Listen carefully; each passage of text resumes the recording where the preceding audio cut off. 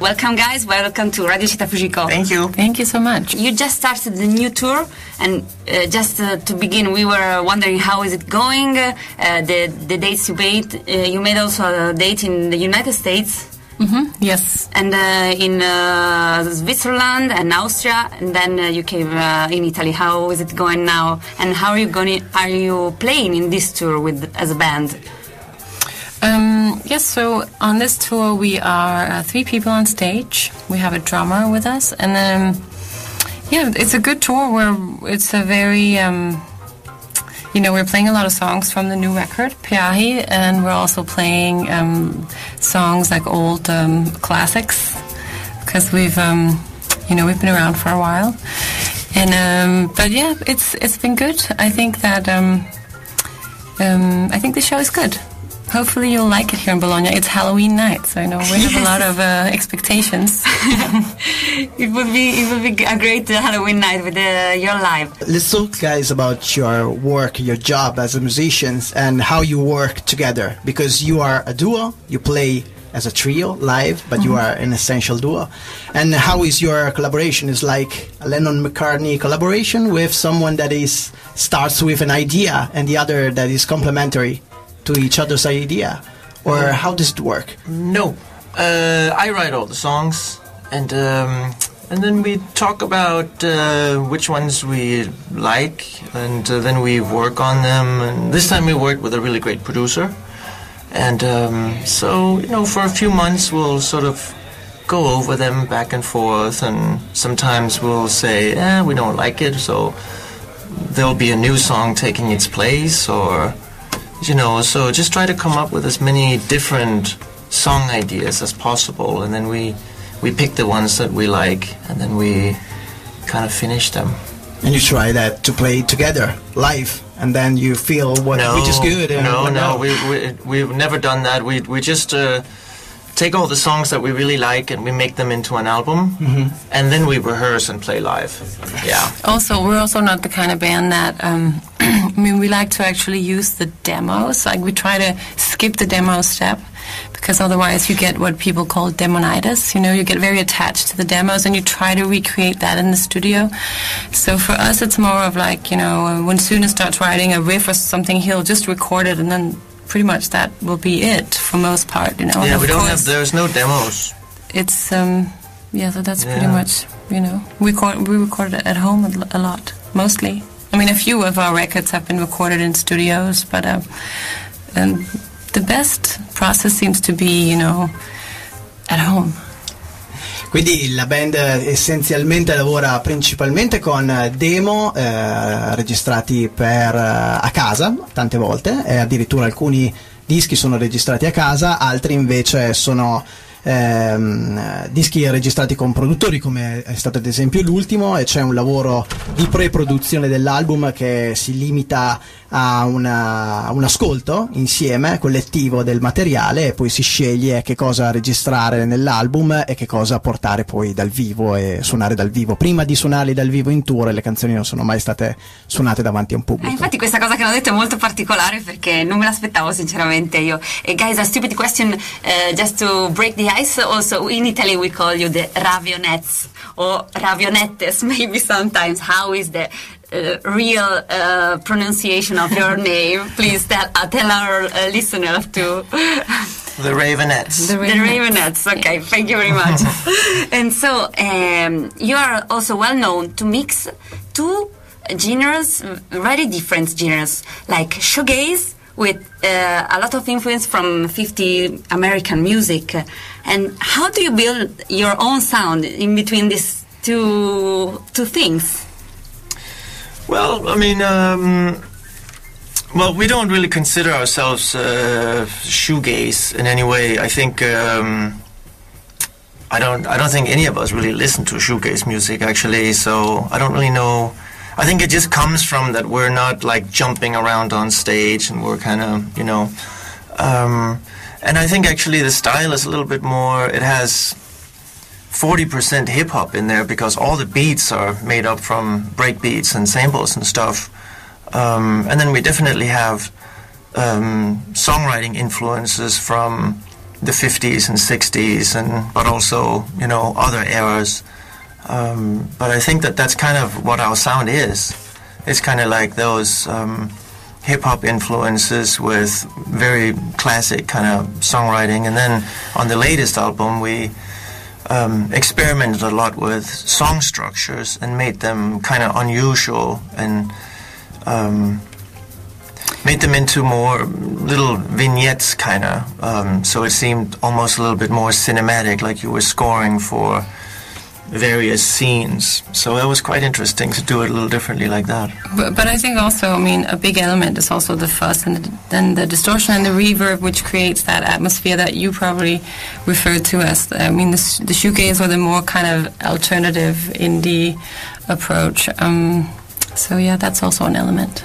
Insomma, loro ci dicono che assolutamente non si considerano shoegaze, che loro invece hanno un sacco di influenze dall'hip hop e sì, nella scrittura delle canzoni anche dagli anni 50, 60, ma non sono assolutamente solo queste le loro influenze. Lei mi ha appena detto invece che probabilmente quello che noi percepiamo anche, che abbiamo chiamato shoegaze, è quel flusso, quell'atmosfera musicale che sentiamo nelle loro canzoni. Frank, correggimi se sbaglio.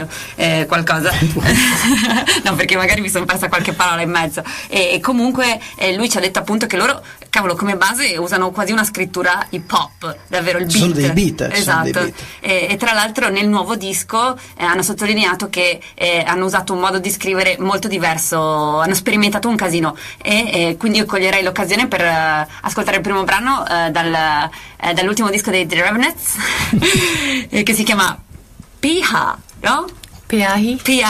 And later hopefully you explain us what is the meaning of the title. Endless River, questi erano The Ravonettes live a Radio Città Fujiko 15 e 22, live nel senso che loro sono qui e stanno chiacchierando con noi, ci stanno facendo questo regalo e noi siamo molto contenti. Ricordiamo stasera live al Covo Club, se volete vederli, non so se sono già finiti tutti i biglietti, non credo, però no, ce ne sono pochi.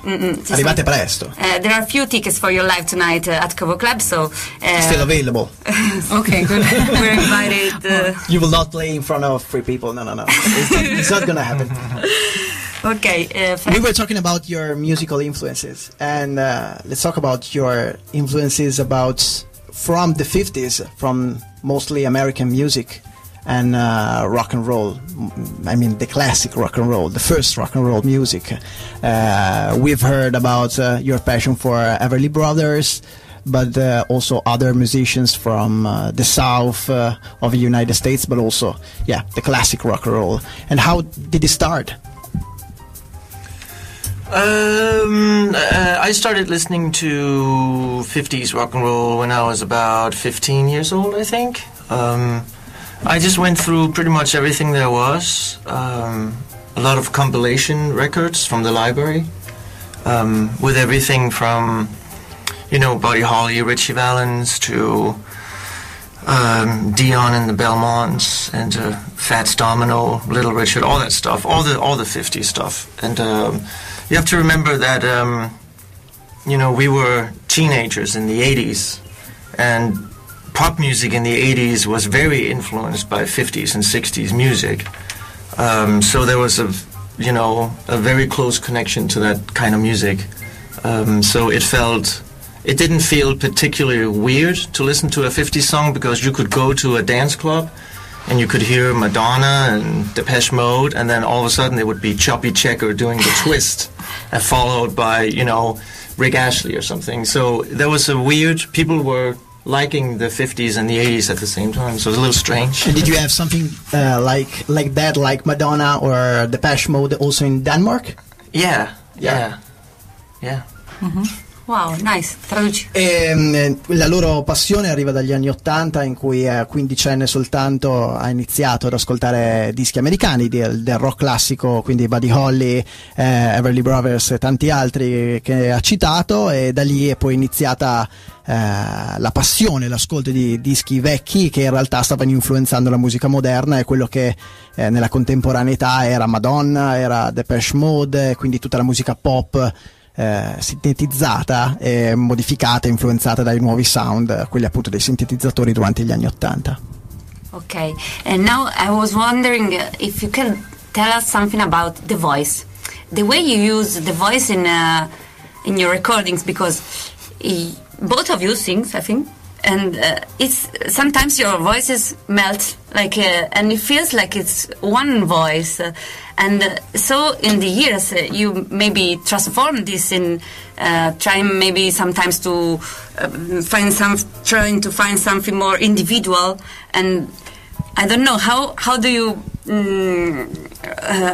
work with your voices together or individual? It's like it's really interesting this way to use your voices. And how did it in the new album, in the last record you made?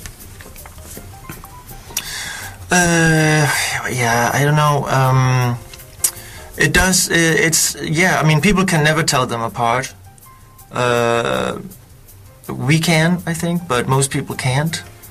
So yeah, I don't know. I mean, it wasn't something that we worked on or strived for necessarily. I think when we started out in the band, it was like our voices blended very, easily, or like you're saying, melted together, and we sort of were going for the whole the Everly Brothers sort of, especially in the beginning, lots of vocal harmonies, and then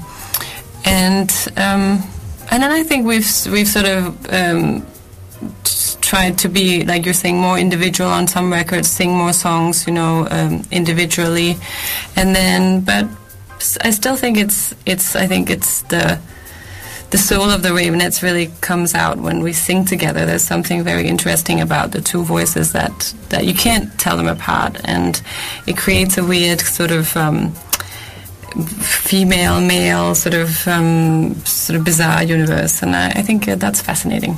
Adesso lei ha detto una cosa bellissima, cioè lui intanto ha iniziato dicendo che loro sì riescono a distinguere le loro voci, però sanno che l'ascoltatore insomma difficilmente riesce a dire adesso sta cantando lui, adesso sta cantando lei. E poi lei ha detto che appunto loro all'inizio hanno iniziato così, appunto ispirandosi agli Everly Brothers e con le armonie eccetera eccetera, e poi hanno visto che si è creata una sorta di fascinazione intorno a questa voce che non è né maschile né femminile, cioè non puoi dire se l'una all'altra, e quindi è una cosa molto appunto affascinante, e poi sì, che hanno anche sperimentato nei vari dischi il fatto di provare a cantare in maniera individuale oppure di nuovo insieme, però ecco negli anni li ha caratterizzati molto questa cosa, quindi continuano a farla. And how guys is making your music and your records and think about your music that you're gonna play as a duo, but playing live as a band, because you play tonight with a drummer, but I've heard that you played also with two drummers in the past. And do you take like influences and ideas from the other musicians that are collaborating with you live for playing music live in a different way that you thought? No. We never think about the live thing when we make albums. We just want to make a good album because, that's the one that's going to be there forever. And then we just we like to be three people in the band right now because it's simple, it's easy, and we can achieve what we want to achieve anyways. So we just need to figure out, after we record the album, sort of how we're going to translate it live. And it never seems to be a problem because since the very beginning of the band, we've always played with samples and, stuff like that on stage. So we can always kind of, produce a big sound, Or rebuild everything you want. Yeah, we can do whatever we want, so we just pick out what we think we need for each specific song that'll sound good live, yeah. So you sounded 50s, but you play with technology. Always. Well, that's always been a big part of the band. We're not a retro band in any way. We've always done everything on computers, and we don't use any amplifiers or anything like that, so we don't play old instruments or anything like that. So we're quite a, up-to-date modern band. It just has, just use old influences in an interesting new way. Yeah. Quindi i Ravonettes non pensano mai alla musica che stanno registrando per l'album nella loro versione, quella che sarà poi la versione dal vivo, in realtà fanno musica, registrano, utilizzano sample, utilizzano campionamenti dal vivo per poi riportare il suono che vogliono, che in realtà è un mix tra quello che è retro e quello che in realtà è molto moderno, e quindi mixando tutto insieme attraverso l'utilizzo della tecnologia, perché appunto dice che non siamo un gruppo retro ma siamo un gruppo moderno che suona modernamente, ecco, il rock, arriviamo con un risultato dal vivo che è quello che vogliamo e ha tanta influenza anche da parte dei computer. Guys, would you like to explain us the meaning of the name of the new album? Yeah, Peahi, it's a big break surfing spot on the north shore of the Hawaiian island of Maui. Okay, so and why did you call the album like this? Because it's very much like the music. It's daring, it's unpredictable, it's scary, and it takes a bold man to go there. Wow! Allora ci hanno detto che Peahi è, Frank, cos'è dove c'è una grande onda? Oh. È una spiaggia nel nord di Maui, e quindi alle Hawaii, ed è un luogo occulto per vari surfisti che ci sono anche morti. Many surfers died also in that place, right? E infatti lui ci ha detto che questo nome l'hanno scelto perché Peahi è un posto per cui le persone che ci vanno devono essere molto coraggiose, e che appunto racchiude come atmosfera, è imprevedibile l'album, il nuovo disco dei The Ravonettes. Peahi is also known as Jaws. Jaws. Yeah. Jaws. So as another name. Yeah, I mean the place is also known as Jaws, or that. Quindi ci ha detto anche adesso che So that's the subtitles of your album. Jaws. Peahi, questo luogo ha un altro nome anche, che è proprio Jaws. Volevamo anche chiedere qualcosa ai ragazzi sul nuovo disco in particolare. Yeah, this is something personal that I felt listening to your last records. A sense of like enduring peace and positive vibration coming up from your last records. And is that a consequence of changes in your life, in your personal life, or in some influences about the music you're listening to, or the scene, or LA? I don't know. You're living in LA now. Yeah, it's everything, I think. It's where you are in the world and how you're feeling and what inspires you at the moment and what you're into. I think it's all those things. Yeah. So there is a positive vibration you're feeling too in your last records. It is not just my personal idea. Or on the last on the last record. On this one? Or? On this one. On this one. I think it's a record that has a lot of it has a lot of spark and energy. It's almost like, encouraging you to go out and, do it. Yeah, it is. And whereas some of the earlier records were maybe a little more introverted and kind of, dark. And and this record is also dark and intense, but it has like a kind of a celebration of life too. Yeah, this positive vibration. I think so, in my opinion. But it's also our opinion. So, quindi dicevamo, quello che ho sentito personalmente era che negli ultimi dischi, soprattutto nell'ultimo, c'era questa influenza, questo sentimento positivo che usciva per tutto il lavoro, che dura circa 12-13 tracce, e rispetto ai primi lavori soprattutto è molto meno dark ed è molto più positivo, e questa è stata l'influenza della loro vita personale, dell'ascolto di dischi, della scena locale, vedere band dal vivo suonare a Los Angeles, probabilmente anche la California, also the California and mood in the States, it's also positive. Quindi anche il mood, lo stile di vita che c'è a Los Angeles ha influenzato sicuramente l'ultimo disco, e le vibrazioni positive che ho sentito, che loro hanno confermato, quindi sono molto contento. Infatti non abbiamo ricordato che The Ravonettes sono, per chi non lo sapesse, danesi, ma come ci hanno raccontato adesso anche fuori onda, vivono da svariato tempo a Los Angeles. Anzi no, sì, Los Angeles. Guys, last question, then we will let you free. Where are you now after 7 albums you made? Where are you now in your evolution as a band? How do you feel also the future of the Ravonettes after a long time playing together? Well, I think that I think that the minute you finish something, you don't really think about it anymore. You're just on to the next thing, you know? So I think it's coming up with things to do has never really been a problem for us. It is for other bands, you know. They have to wait many years before they...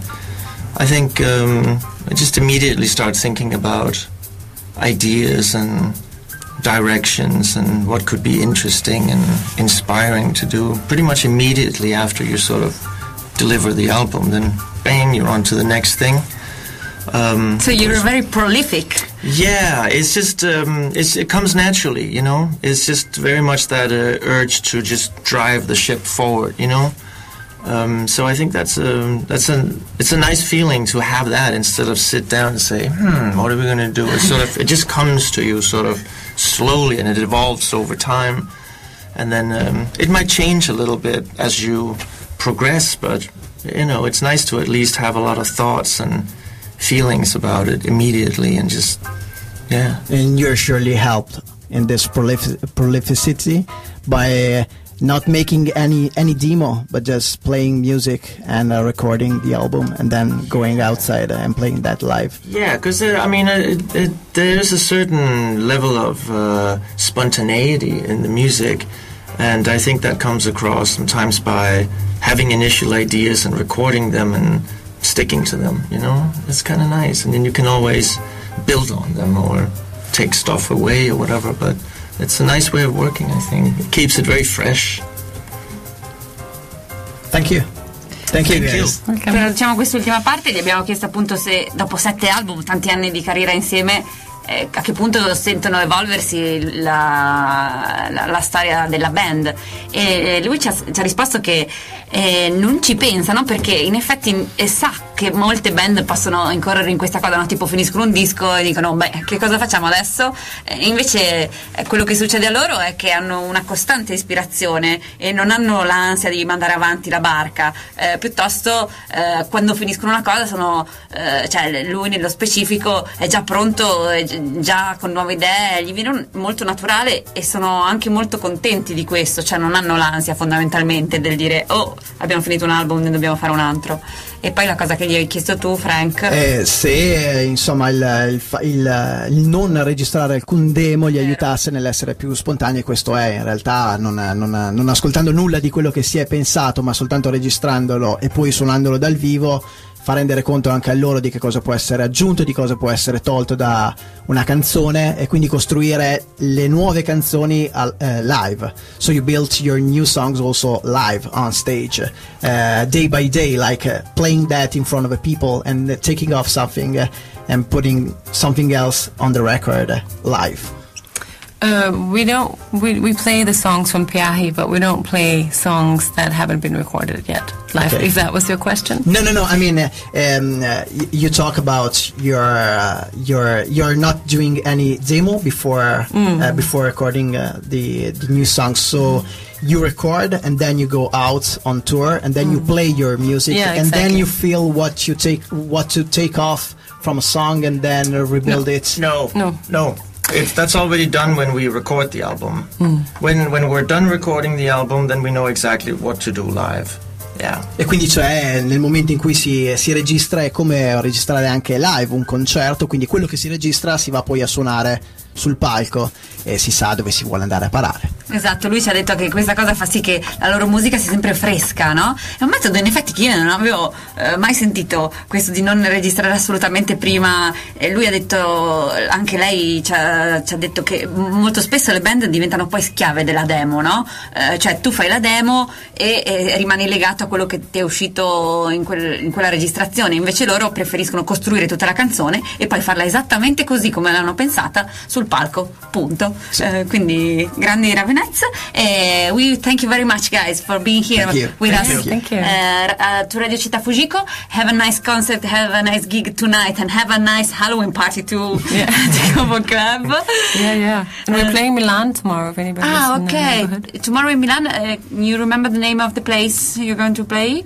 No. Well, we'll search it in the internet later on. But Milan is really close, so you can party all night long and then you go tomorrow afternoon. 2 hours from here. Bene, abbiamo ringraziato i Ravonettes, ci hanno ricordato che suonano stasera a Bologna, ma domani sera saranno anche a Milano, quindi per chi vuole andare, chi se li perde stasera li può beccare di là. E noi li abbiamo ringraziati e ci ascoltiamo un'altra canzone dall'ultimo disco, si chiama Sisters, e con questa li salutiamo.